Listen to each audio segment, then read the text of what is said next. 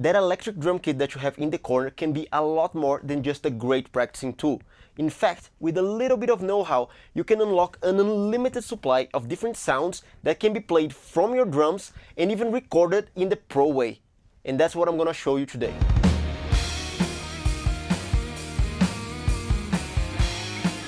Everything I'll teach you here today revolves around a particular piece of technology known as MIDI.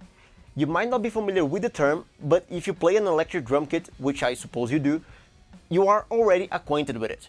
Let me explain. Every single pad on your kit is basically a glorified button, but rather than pressing it with your finger on a keyboard, you press it with your sticks and your pedals. The pads themselves don't produce any sound outside of this, which is no one's idea of a great drum sound.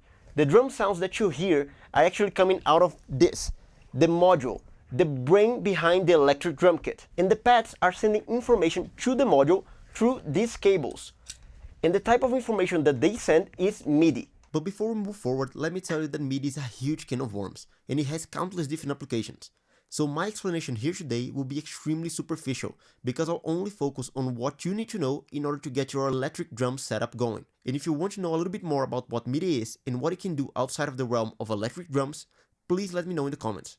In short, MIDI is a type of digital information that rather than carrying sound, it carries pitch and velocity in the case of an electric drum kit, which translates into which pad you played and how intensely you played it. So rather than registering the sound of the hit, it registers the hit itself. And that information is going to be sent to the module where that hit is going to trigger a sample. Samples are basically pre-recorded sounds that can be triggered by a device. In the case of an electric drum kit, on the most part, you have recordings of real-life acoustic drums or other percussions. Each piece of the drum kit is recorded in different intensities, and then those recordings are bundled together into sound libraries, which are the different kits you have access to in your drum module. And that's how you can play the exact same pad and get a variety of different sounds.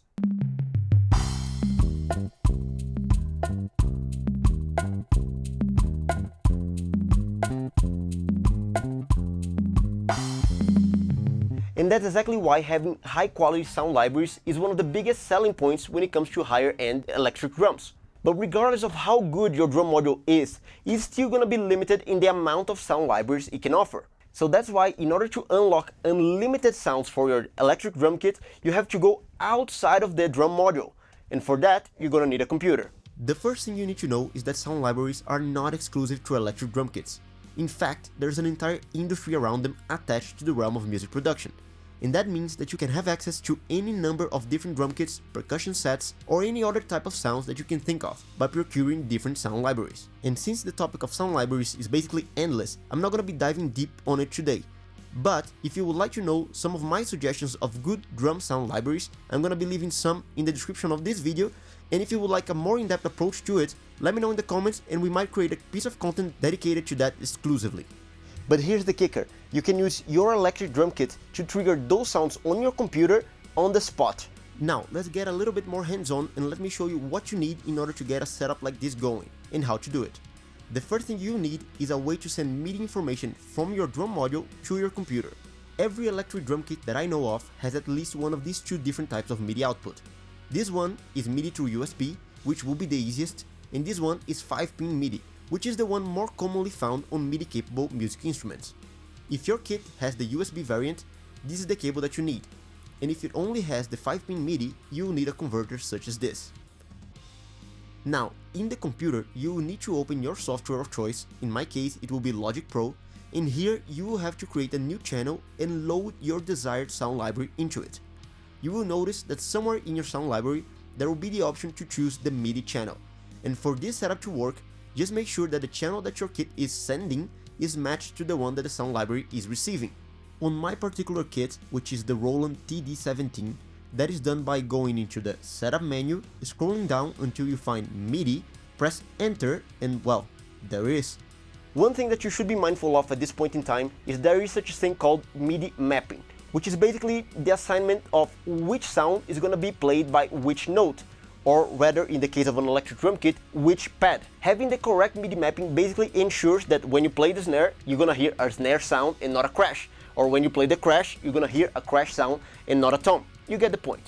When it comes to the most reputable brands of electric drums, they should have a protocol that can be selected in the sound library, which will already have the correct MIDI mapping for your kit. To know what protocol pertains to your kit, I highly recommend you check out the manual. Once the MIDI mapping is set, you should be fully ready to go. Now you have access to endless possibilities to be played from your electric drum kit. But outside of expanding the sound possibilities endlessly, there's another huge benefit that comes from rocking this setup, which is being able to record your electric drum kit the pro way. And what I mean by pro is the following. On most serious drum recordings, you would have the sound of your drums being captured by an array of microphones. Let's say 2 on the snare, another couple on the kick, 1 per tom, and so on. There's no set rule to the number and placement of microphones, and that can change a lot from recording to recording. But in practical terms, what those many microphones will deliver in the end is independent recordings for each. So you would be left with 1 or 2 recorded tracks for the snare, a couple for the kick, individual tracks for the toms, and so on, following the previous example.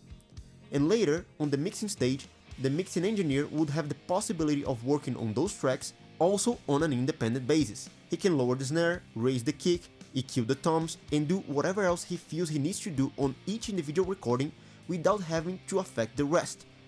If you just send out the sound of your drums to be recorded by your computer through this stereo output, it means that you're gonna have the entirety of the sound of your drums being recorded as one stereo track, which means that later on the mixing stage, the mixing engineer will be very constrained with what he could do with the drum sound, because everything he did to the sound would affect the entirety of the drums, not only specific elements such as snare or kick. But now comes the good part. If you record the electric drums using the MIDI setup that I just explained to you, you can actually go to the sound library and set the recording to be a multi-track recording, which solves the problem instantly, because it basically replicates the idea of the drums being recorded by multiple microphones. And I'll show you exactly how to do that. But before we get to it, if this is your first time here in the channel, I welcome you, because in here we talk about everything music related from the perspective on how it has an impact on our own musical journeys and how it may impact yours as well. So with that said, let me show you how to set your drum recording to multi-track. The first step is when you're selecting the virtual instrument itself. You will be prompted with the option of choosing the amount of outputs that you want your virtual instrument to have, and how many of them you wish to be mono and how many you wish to be stereo. In practical terms, you would use the stereo outputs for something like the overhead spare, for instance, and the mono for the individual elements such as snare or kick. Once you selected the amount of outputs, you're gonna go to the sound library of choice. In here, you're gonna go to View and select Outputs. You're gonna have a display of something like a mixer with the representation of the outputs of your instrument. You might not have the correct amount of outputs prompted from the get-go. If that's the case, you need to come here to Preset Batch Configurations and go to Factory. Here, you will see different options for the amount of outputs again.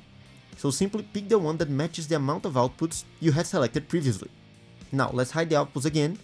Now you're gonna come here to the mixer. Once in the mixer, you can come here to settings and you will be prompted with the option to choose the output for the particular instrument that you currently have selected. In this case, now we have the kick. You will see the list of outputs that matches the amount of outputs that you selected previously. And seeing that, you know that you have the correct amount of outputs. Once this is done, you're gonna come here to the mixer in Logic and you're gonna create tracks for the independent outputs that you wanna use in your virtual instrument. In this case, we created 16 outputs. So we're gonna come here and create 16 tracks in Logic's mixer. And that can be done by simply going here and pressing on the plus sign 15 times.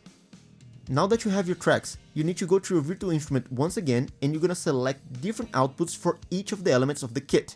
So we're gonna go to the kick and select it to go through output number 1. This goes to output number 2, this goes to output number 3, so on and so forth. Now that we assigned it all, let's test to see if they're actually going through different outputs. And you see here that we have signal coming through the different outputs that we picked. Now, if you want to see all the tracks that you created also reflected in this portion of Logic, you have to come here to the mixer again, select all of the tracks that you created, right click with your mouse and then select Create Tracks.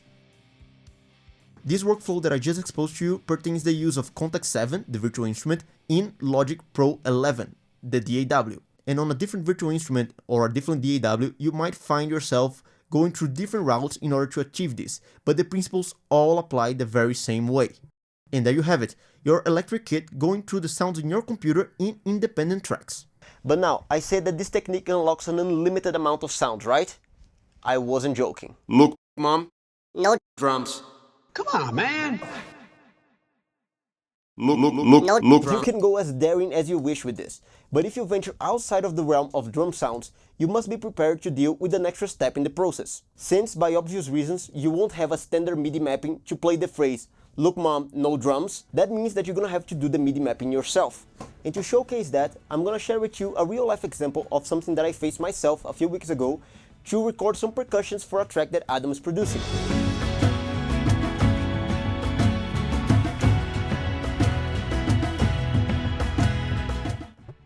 And hey, if you're finding this video interesting or useful so far, I invite you to leave a like, subscribe to the channel and ring the bell, because like that, more videos like this one can find your way very soon. And if you want to go further, you can also listen to our music on Apple Music or Spotify, or even follow us on other social media such as X or Instagram, where we can be in touch in a much more personal basis.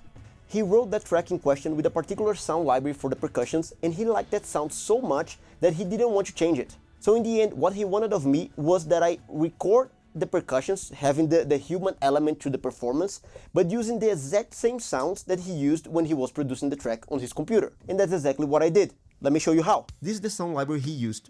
Pretty great percussion sounds, I gotta say. The first thing I had to do was deciding which sounds I wanted to be triggered by each pad, in a way that would be intuitive for my playing. Once all of that was decided, I had to go there and set the MIDI map accordingly.